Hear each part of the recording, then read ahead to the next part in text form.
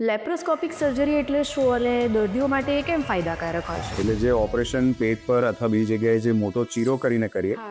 એની જગ્યાએ ઝીણા ઝીણા 3 કે 4 કાણા એકદમ નાના મિનિમલ ચીરા એના દ્વારા જે ઓપરેશન કરવામાં આવે છે એને લેપ્રોસ્કોપિક સર્જરી કહેવામાં આવે છે. સર, એવું જણાવી શકો કે સામાન્ય રીતે આ સમસ્યાઓ કેમ થતી હોય છે, કયા કારણોસર થતી હોય છે?